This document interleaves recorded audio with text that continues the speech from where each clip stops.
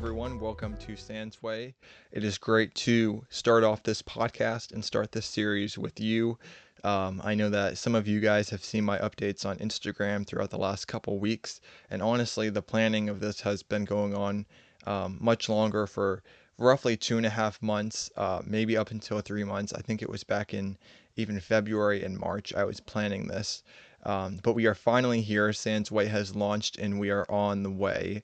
And we're starting our first series, like I had just said. We're going to start with the How to Train Your Dragon trilogy, specifically for episode 1. Right now, we're starting with the first movie and also the first part of our format, which is story. So, starting off, I want to give you guys just a bit of a story overview, not the movie overview quite yet, but just the actual story overview and how this idea came to be. And it's kind of a shock maybe for some of you who didn't know before, and honestly, I didn't know this before either, but How to Train Your Dragon didn't just start out as a idea and going into the developmental process and the pre-production process of filmmaking. It actually was a book series before, and the idea was taken and then shaped and expanded into a movie. Now, the whole idea came from Cressida Cowell, and Cowell is a British author, and she wrote quite a few books in this series. So I did some research, and I found that there are actually 12 primary books in the series. It looks like they're chronological, but there are a total of 22 works in the entire series. Now, these other 10 books are probably just maybe filler works. They're probably loosely connected to the story from the glance that I read a little bit about them. They could be filler works or just more mini stories that are included. Now, some of you may be thinking, how closely does the movie follow the books? How well did they translate this original idea? Did they expand on it at all? What happened with it? So I actually found an interview on YouTube. It's on the Peacock Kids YouTube channel. If you guys want to check it out, it's just about a minute or so long. And I don't know if it was Dreamworks or maybe a team from Dreamworks or some other network that was interviewing her. This interview was from 14 years ago, so this was during the time of the release of this first movie. And they were basically just asking her, how did the directors and writers take her idea? And like I just said, did they expand it at all? Did they change anything major? What happened? And she actually said in this interview that they kept the main, the overall story that she had written, at least in this first book of hers in the series.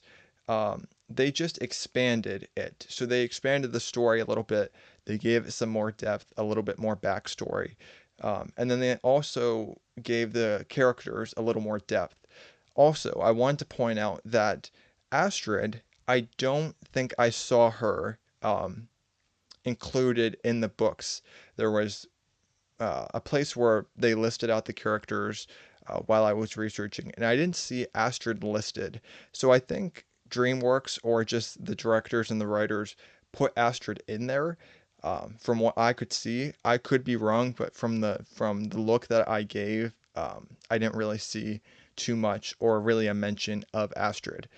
So that was really just the major change that I saw, but otherwise it looks like the idea was kept from Cowell all the way up into DreamWorks, and there was just a little bit of expansion. Next, I wanted to kind of discuss some similar stories that go along with this particular story, but like the genre and how dragons are usually looked at and used in stories. Most of us have seen movies with dragons in them, whether they are plot centered or most of them playing a background or supporting role. But typically we see dragons in the fantasy and adventure genre. And honestly, off the top of my head, I can't think of a movie I've seen with dragons that were in a different genre. So hopefully I'm right about that. And it's just not something very obvious that's sticking out. But yeah. So a couple examples I just wanted to pull up are, some more well-known ones, some famous ones. a couple that, I didn't really know existed before, but we're going to see like how many of you kind of know or don't know. So of course we have Sleeping Beauty. The dragon is playing more of a supporting or background role. We have Pete's Dragon, which was back in the late 70s. Honestly, I didn't know this was a thing, and I guess Disney created it, but I never knew of it. And I watch movies back from the early 80s, and I usually don't go to the 70s, but it depends on the movie. But I've never seen it, and yeah, I'm just not very familiar with it. But next we have Lord of the Rings and the Hobbit series, and of course we have Smaug in there. And I think that like the dragon species is, I don't want to say common, but it's used in the Lord of the Rings and the Hobbit series. I just can't remember any other dragon besides Smaug. It's been a while since I've watched this series as well. But maybe some of you know Dragonheart, our next one. It sounds familiar to me, but really what pulled me into this while I was researching was this was the first movie I saw with a alliance slash like friendship between the main character and a dragon. So I thought that was kind of interesting. Dragonheart may be a book as well. Now that I think about it, maybe that's why it's familiar to me. Maybe some of you know. It might be a book, and it might have been turned into a movie. I'm not sure. Anyway, we have Dungeons and Dragons as well, which is pretty obvious with the supporting role.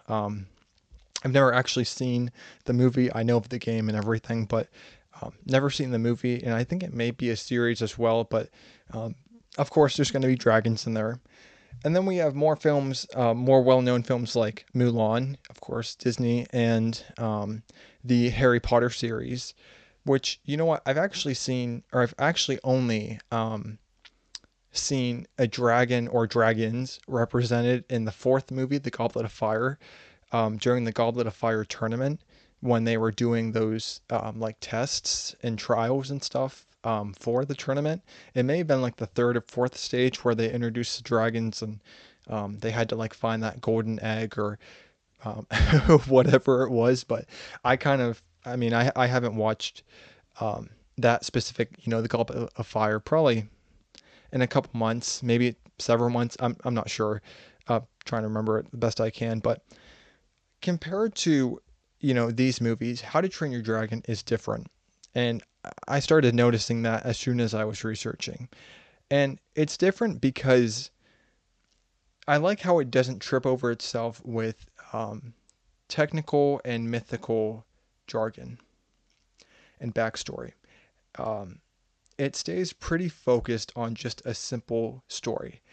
And I know that's what animation usually focuses on. There's not a lot of backstory, put in there for the sake of a younger audience, not to remember so many, or not to, have to be burdened in remembering so many details that, honestly aren't that necessary. You can have a great story and, not a crazy ton of backstory. Sure, it might make it more interesting, but for the sake of animation, like, I guess family film wise, because like anybody can watch these films.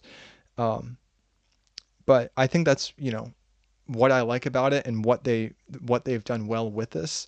Now, as we go into the story summary, I just wanted to make a disclaimer that there will be spoilers throughout this episode. There will be spoilers throughout this series. I've planned this in a way where I feel like most people have actually watched this, and there may be some or some not. So if you haven't, I'd encourage you to go watch it. I know that there's streaming services out there that have it listed now. You may have to rent or buy it, but I know that they have it on there currently. So again, I just encourage you to watch it. For those who know, I know that you know the story summary, but for the ones that may have forgot or have watched it before, but just, it's been a while, I'm going to give you just a little bit of a summary. Long ago up north, on the island of Berk, the young Viking Hiccup wants to join his town's fight against the dragons that continually raid them. However, his macho father and village leader, Stoic the Vast, will not allow his small, clumsy, but inventive son to do so. Regardless, Hiccup ventures out into battle and downs a mysterious Night Fury dragon with his invention. but can't bring himself to kill it. Instead, Hiccup and the dragon, whom he dubs Toothless, begin a friendship that would open up both their worlds as the observant boy learns that his people have misjudged the species. But even as the two each take flight in their own way, they find that they must fight the destructive ignorance plaguing their world. And so I just took that, that short summary right off of IMDb, the International Movies Database website, and that was by Kenneth Chisholm. Just to credit him. Kind of what we missed though, in this summary, like character-wise, we have supporting and secondary characters that do very well in this movie. So those who were not really mentioned, we have Astrid, who is the love interest, and then we have Snotlout, Fishlegs, Roughnut, and Toughnut. These are the funniest names, who are essentially the cool kids, the cool like high school kids of this film, which is just hilarious. The dialogue is excellent for just how they fight with each other. Gobber, who is the friend and supporting character that has that like comedic charm, especially for a family film, is great because we love the spontaneous moments of just like the comedy coming out and everything. It's just, you always need that character. Those are always appreciated. So Gobber is great. And then of course we have Stoic, like who I previously mentioned in the summary. And Stoic is the typical dad. He doesn't really like his son's personality, or doesn't. I guess that kind of sounded bad. He's the typical dad where I don't think he understands his son's personality. I feel like there's sometimes like dads don't understand their son's personality sometimes. I'm trying to say that in a better way, but especially or specifically for this film, he doesn't really understand his son's personality. He doesn't understand Hiccup's personality, and maybe his physical differences. Of course, we all know that Hiccup is scrawny. He's stick-like. He's skinny. Doesn't have any muscle on him, but mentally, he's got a wide skill set. He's strategic, great at planning, very inventive. We've seen his inventions in this first film, and just a great skill set to have. Now, honestly, after watching the movie, I do understand why Stoic feels the way he feels because, during the beginning, it seems like Hiccup isn't necessarily like joking around with, fighting dragons and everything, and just like the actual seriousness that goes along with it. And I think, Stoic knows this. For one, he knows that it's the chief's responsibility to protect everyone, and Hiccup is going to assume that role at some point in his life. But two is he knows that if Hiccup does treat this as a game, and doesn't acknowledge how, threatening, how this threat is at that high of a level, it could have fatal consequences for him, for Stoic, and, the complete rest of the congregation. So I agree with Stoic. I think it's just the way you show it, though, sometimes too. Now, as we go into, my specific likes when I broke down this first movie and the story, I feel like this is more frequent in TV shows than movies, just because movies have a lack of time and less time for character arcs and development. They really have to squeeze it in there, unlike TV shows where you can run seasons and seasons on top of each other and developing it, but just, making more time and more space. But I like when they do the whole cool kids thing, and that's exactly what they do here with the gang that we have. Snotlout, Fishlegs, and then the twins Rough and Toughnut. And the cool kids vibe is totally there, but they're not actually like the cool kids. I feel like they just kind of claim to be because they're just like those young teenage Vikings who kind of do whatever they want.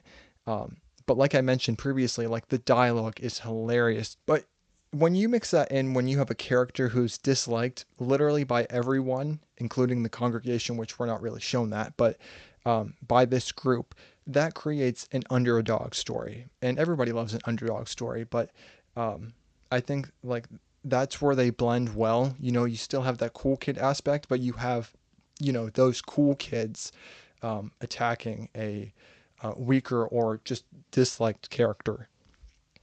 Now, for example, Hiccup brings down the Night Fury. He brings down Toothless. And a monstrous nightmare goes after him right after that, and Stoic has to go down and save him. But Snotlout and Roughnut then comment, oh, that was quite a performance, and I've never seen somebody mess up that bad. And it's like, sure, they're both being jerks at this point, but it's pretty funny. And there are so many more lines like that, not even directed towards Hiccup, just them fighting with each other, but it's hilarious. It's pretty funny. Second, I want to move on to Astrid and just talk about her as a character. And again, I'll talk more about her and Hiccup and down characters like that. So I hope you guys enjoy that as well. But I like how they balanced Astrid. And what I mean by balancing her is she's not a damsel in distress, but she doesn't have over masculine traits. So starting out with damsel in distress, she's not like, in this case, just like a regular girl or even just a Viking girl or whatever, or even a princess, because that would make sense for Viking wise too. But typically in older films and modern ones today, because they're both using like that same story that originated, it was older. But damsel in distress, it's all about, finding the princess or fighting for the princess or fighting for the girl or, that type of thing. But with Astrid, they balanced her well. And so she's independent, but the story is not being treated in a way where they have to save her, they have to go after her or whatever. However, she doesn't have over masculine traits. So although she is in a Viking society, she's not acting like the rest of the idiots. She's not acting like the rest of the guys. Like I said before, Astrid is very strategic. She's similar to Hiccup in the mentality way. So she's very strategic. She plans out very well. She's prepared for things. It seems like with her fighting techniques and just throughout the movie we see during the dragon training, she just does super well. Her movements are crisp. She's actually a pretty good fighter. She's got all these good physical and mental qualities as well. So I really like how they balanced Astrid. And, she's got like a tough outer shell throughout the first third and first half of the movie, but deeper down, she does have a good personality. And an example is, at the beginning when Snotlout and Roughnut, which I hope, gosh darn, I hope that's the right one of the twins. I get them mixed up so much, Roughnut and Toughnut. But Snotlout and Roughnut were teasing Hiccup, and Astrid was there. This was towards the beginning with that beginning raid. And she was there and she heard everything. And, honestly, she could have said something to Hiccup or something about him, but she didn't. And she even kind of looked sad. She was by them. She was sitting next to them, but she was kind of distanced. But she looked kind of sad. And even when she was like looking at him leave, he was sent back to the house. But she wasn't, she was sad, not in a disappointed way, but, and this is me theorizing a little bit. But I think, growing up, think if we thought back earlier, if she's growing up with Hiccup, obviously she knew that he was different physically. But again, he's very smart, he's inventive, and he's empathetic. And I think he's empathetic, and that helps out because of what he lacks physically. And I don't just mean that by he's a very intelligent guy, and that's it. I think that he just knows how to deal with people and how to talk with people because he suffers physically as well. So, but just by that, I think that's why, she looks sad in that moment. But I also think that she just knows the potential that he has. She knows that he's not like a typical Viking. But she knows that there's something different about him and there's something good that's different about him. And not necessarily, later when we get into the movie and how Toothless and him are and everything and their development together. She doesn't necessarily know that, but I think she does know that he has something else to offer and he has more potential because he's not that traditional Viking. Third, and I know this is, kind of this one has to be here in order for it to be a good family and just all around movie.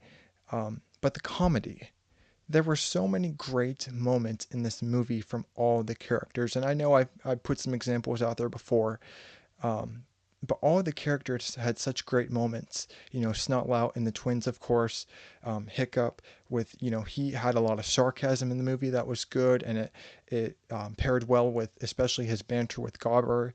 And even Stoic had some really funny moments. Specifically Gobber, back in the first half. As I said, he's the supporting and comedic character. He has some very funny lines. For example, Stoic and him were talking about Hiccup not being a typical Viking, and Stoic says something like, "I take him hunting or fishing, and he goes looking for trolls." And of course, Gobber pops in. He's like, "What? Trolls exist?" He said, "They steal your socks, but only the left ones. What's with that?" And he says this in such a funny way where he's actually, he's 100% serious. He's 100% serious, and he's saying like, "Oh my gosh, trolls certainly exist." But just because he's missing a certain sock. But he also, like, right after this, he's like pondering so hard about, why they only go for the left ones. And that was brilliant. And then there's also a moment with Stoic later in the movie, where he finds out that Hiccup is a, quote unquote, great dragon warrior. And, he has finally shown his late bloomness of Vikingness, back when he gets, or back when he gets back from the first hunt to the nest. And he literally says right in front of his son, "All those years of the worst Viking Burke's ever seen. Odin, it was rough. I almost gave up on you, and all the while you were holding out on me." And he said it with more enthusiasm, of course, but just this scene is hilarious, and I really like how we're able to see the more humorous side of Stoic. Um, that was a really good piece, the softer side. And lastly, I know, I kind of hinted at this before, but I really like how this movie includes several genres. And I don't necessarily want to say like several genres, like that terminology, but it's like a mixture of a bunch of different characteristics, but it works. There's comedy, there's adventure, there's romance, there's fantasy, there's action. You've got all these great, what are essentially genres, but they're characteristics, and they come together so well. And I think that's just what makes an overall story, is you have these, five plus, because there's more, but you have these characteristics in there that make a good story. If you piece them right, and if you put them in different parts and throughout the movie, and you balance them well, it can make it really, really good. Um, you know, but I'm not saying that you can't have just a good comedy movie, or just a good adventure movie, or just a good fantasy, romance, or action movie, because there's plenty of those. But these characteristics are so crucial, I think, to a good overall story, because we as humans relate to them so much. I'd say at least 65% of us and up relate with those because we've experienced them in real life. Doesn't matter, really how old we are. I guess, of course not like a child really, but upwards of that, sure. So I want to go to specifics, the parts and the moments now. And sometimes I feel weird when I talk about movies or shows and how they're built on moments. And you know what? I was just thinking about this before I started recording, and I started thinking about that this week. And there are so many different moments in TV shows and movies that you know I really really enjoy, and you know I'll think back to a particular part and in a movie and acknowledge how good it was. And I don't want to take away from the original story, though. However, I would say that these are the main parts slash turning points of the story here that I'll mention specifically for How to Train Your Dragon in this first movie. Some, if not all of these, listed will be discussed in greater detail in the following episodes, such as production, which will be the following episode, and maybe the characters episode as well for particular scenes.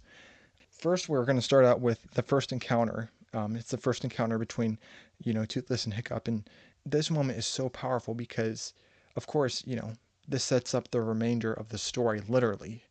But it also immediately debunks Stoic's extensive knowledge on dragons and their only violent behavior, because that's what he thinks, that's what the congregation thinks, that's what everybody else thinks, and even what Hiccup was taught to think. So Hiccup, he ends up freeing Toothless. He couldn't bear to kill a dragon, and of course Toothless pounces on him. He's not domestic yet, so he pounces on him, growls, but he then flies away. And this was like a powerful growl. If you've seen it, it's kind of crazy, but he doesn't kill him or harm him. And so again, this sets up the remainder of the story and shows, is exposing those cracks. Like, oh my gosh, it's not actually how it was said to be. Another one is the dragon training slash forbidden friendship. And there's a slash in between there just because this was a montage between it and it kind of switched back and forth.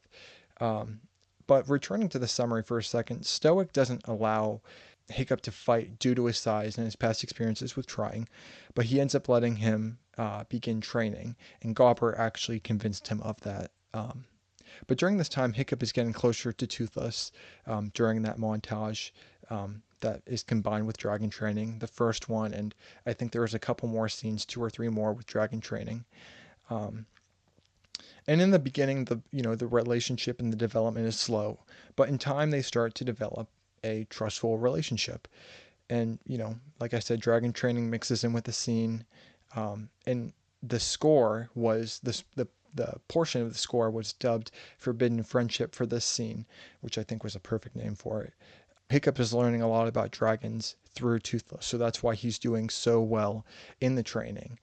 He applies this knowledge to it in a non-violent way of defeating, quote, defeating the dragons, but it's really just incapacitating them.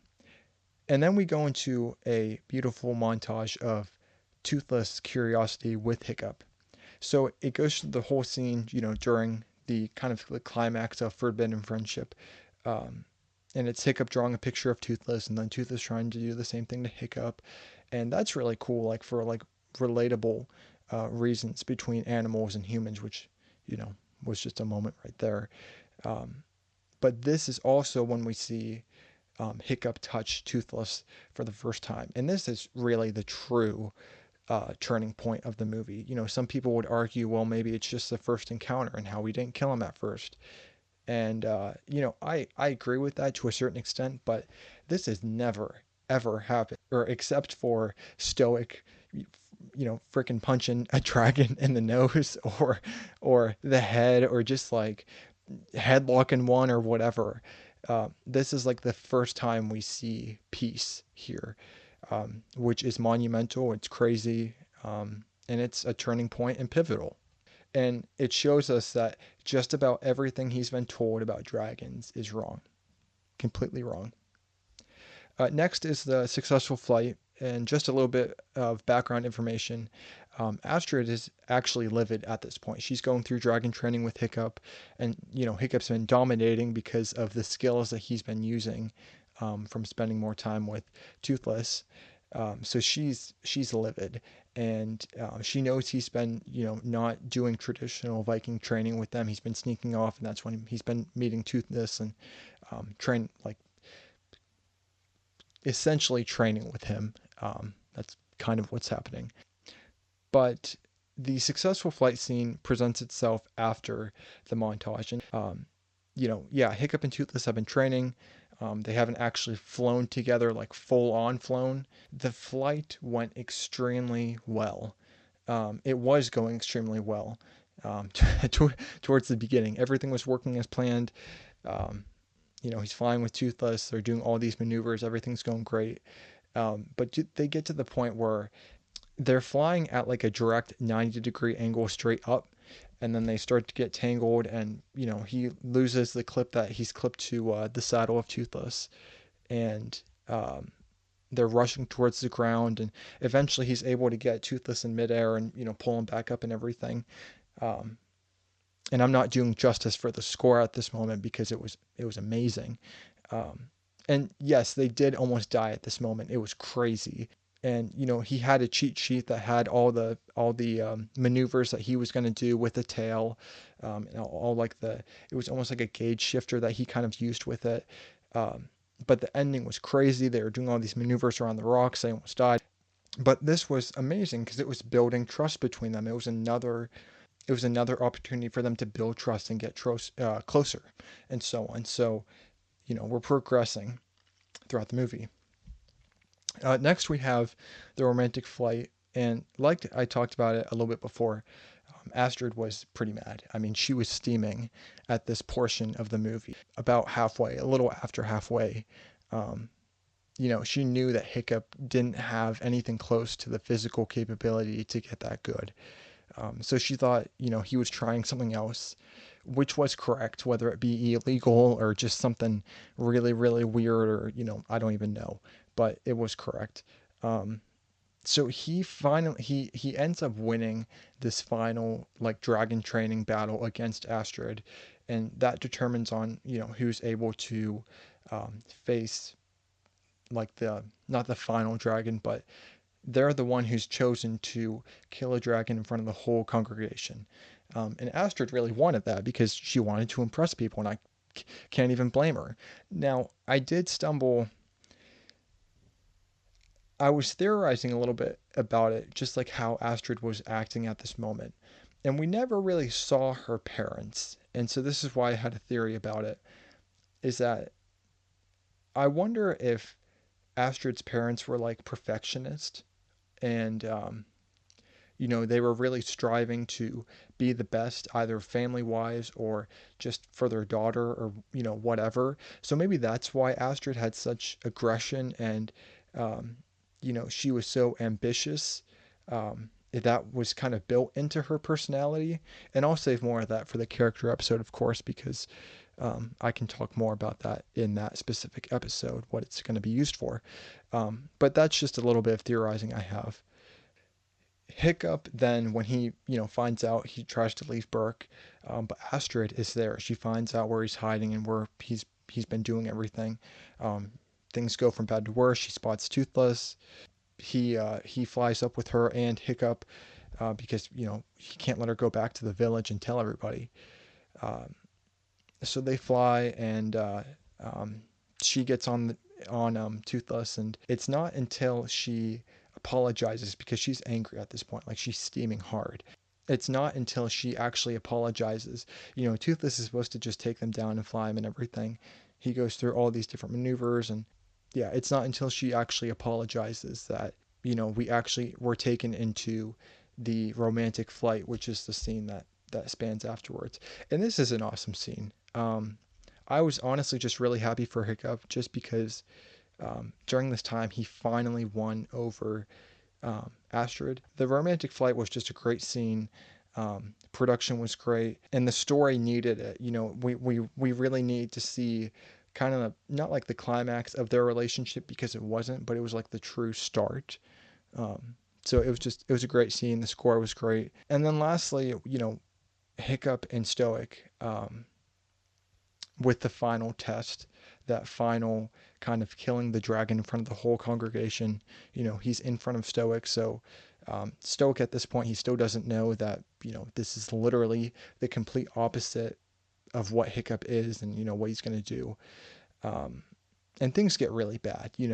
He gets in there, but then he immediately refuses to fight. He tries to show them how dragons actually are, and it goes from bad to worse. Toothless comes, and he has to rescue them.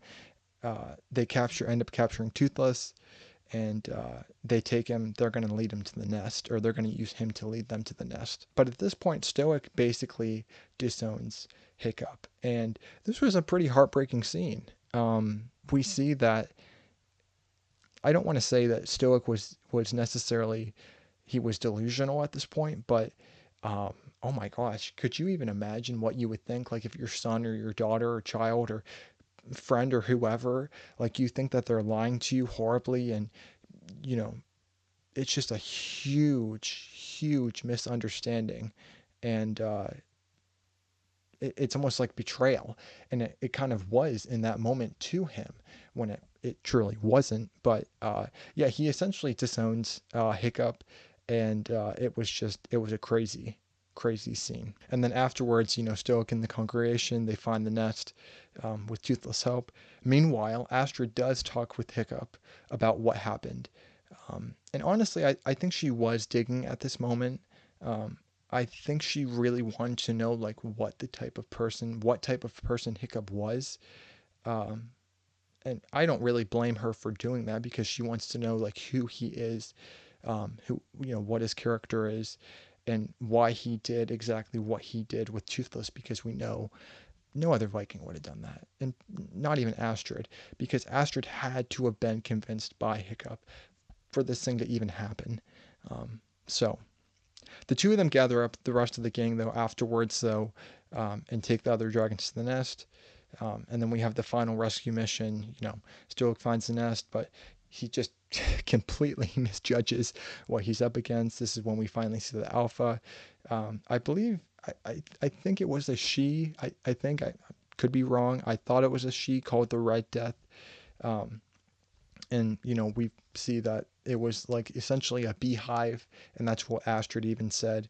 um, it was a beehive, kind of like a control system where, or like a hierarchy where the alpha controls the rest of the dragons. That's why they were raiding Burke and everything. So um, but yeah, everything hits the fan. The congregation is going wild during this final battle, and Hiccup and Astrid arrive with the rest of the gang, and they're just everyone's just literally battling it out. Um, and then to just kind of cut through a little bit, summarize the ending. Stoic saves Toothless. Stoic apologizes to Hiccup. Hiccup creates a plan to take down the Alpha. They basically just shot out the wings, uh, and then they went through this whole like flying battle sequence, and then they both plummeted towards the ground. And I think that's what he was trying to do. But now that I think about it, and even when I watched it before, I was like, man, where were you going with this? It's like he was trying to sacrifice himself, and that could have been it as well. But it was a crazy fight sequence, though. Great production. But yes, they end up killing the Red Death. And Toothless does save Hiccup at the end. Burke is safe. Everything's fine now. Um, Hiccup and everyone that go back home. But he is missing his right foot. And so, that's kind of the correlation between, Hiccup missing his right foot now, and, Toothless having having part of his wing cut off. That's the main correlation between that. And I kind of like how they did that. I see, definitely where that fits into the story. So, closing thoughts, what's the point? What's the point of the story, and what makes this specifically a good story? What makes How to Train Your Dragon, at least the first one, a good story? Um, and so I did some research, and I found six elements of a good story. The first one I see here is a natural arc from beginning to the end of the story. And there was, we had a natural arc, and our climax in the middle and everything. And so um, that was true, and it the story did maintain steady momentum, especially through the dragon training, and then of course, we get up to our climax, forbidden friendship plus the successful flight. You could kind of consider it the romantic flight as well. That's probably like the big three that mix to make the climax. Um, but all of that was well. Another one is a clear narrative voice. Um, I think this may be for literature. I think this could apply for stories, movies, books, whatever. Um, what I thought of was like the voiceover that we have for Hiccup at the beginning and the end. It was a clear narrative voice, but it wasn't a narrative voice throughout the story. So it applies, but I don't think it applies specifically to this. Then we get a sense of genre, and like I already talked about, we have all those characteristics, we have all those genres mixing to this story. But again, it's more of an adventure and fantasy based film. But we still have those characteristics of the other genres, comedy, romance, action, adventure, and so on, the ones that I had listed. So that was great. There's no problem with that. Compelling characters. I've already explained, our cool kids and our everything, and Stoic and Gobber and our other supporting cast, and having Astrid as the love interest was, just a good addition to it. A structured storyline, which is next. Of course, we had that. Even Cowell, Cressida Cowell had that with her books, but specifically, looking at the movie, we did have a very structured storyline, and I see that. And then an insightful theme. So, what I wanted to mention with the themes is, sure, this is a coming to age film. This is kind of like, I don't know how to name it traditionally, but or name it with a certain, associate it with a certain terminology, but it's kind of like going against the grain, going against the current. Um, you know, Hiccup finds something, and um, he's not necessarily skeptical, but he, just from the very beginning, he is not like all the other Vikings, and he seeks something out, he finds it, and then he finds out that it's different. But not only does he find out it's different, because sure, that's important, but it's what he does when he knows something is different, or he knows something is, not what it seems. So if that's a theme, I can't explain it into shorter words, but that's what I've got. But yeah, certainly coming to age film. Um, and then just, I guess, a theme of friendship, a theme of, um, I guess a theme of friendship that would probably work. Um, but that's what I've got. So overall, you know, you guys will know this more about me. Um, I have a grading scale. So my movies, I mean my movie scale, but my movie and TV show scale. It's my media scale. But I typically have a tougher one. And it's just because I like to take it seriously and everything. So I'm probably never going to give anything a 10, but I'm never going to give anything a 1. So the let me go ahead and pull up the IMDb score for us real quick and see, because I think it got like a 7.7 or 7.8.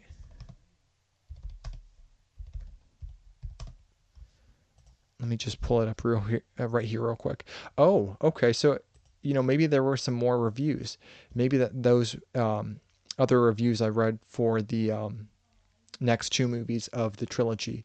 It got an 8.1 out of 10 on IMDb currently. I don't know if they can update the votes or the ratings, but wow, it did bet it got in that 8 range. And what I always say, when I look at IMDb is, anything better than a 7 is good. Anything better than a 7.5 is typically very, very good. But anything over a 8 is, I would say, at least for their grading scale, is amazing. Anything over an 8 is something to be extremely, extremely proud of. So having an 8.1 out of 10 right now is really, really good. Now, going to my grading scale, from what I've talked about, and what I've thought about even longer than just what I've organized so far, at least for this episode, I would say I have hovered between like an 8.3 and an 8.4, and I was actually pretty close to that. A 9 is very, very strong to me. I mean, I don't give a lot of 9s to a lot of stuff, but especially TV shows. I mean, both TV shows and movies. But a 9 is very strong to me, and um, I think anything over an 8 is fabulous, because I only want to have a couple of 10s, and I only want to have a couple of 9s. I only want to have like 2 or 3 10s and like a couple of 9s, because I just want to take it seriously, and I want to, take everything in before I grade it, and, see why they did things these ways, and of course what I think of it, my opinion based and everything. So I hover between an 8.3 and an 8.4, and that's extremely good for my scale. Like I said, some of you guys are probably thinking right now, oh my gosh, she only gave it an 8.3 or an 8.4. It's because my scale is very, very tough. But that's good for me. Like I said, anything over a 7, I'm kind of like IMDb. Anything over a 7 is good. Anything over an 8 is great. So that's where it's going to hover in between. Thanks, guys. I hope you enjoyed the content. Remember to follow or subscribe on whichever streaming or podcast platform you're listening on. Again, go to SandsWay on Instagram to get all the updates and notifications and more information about the podcast. And I will see you in the next one.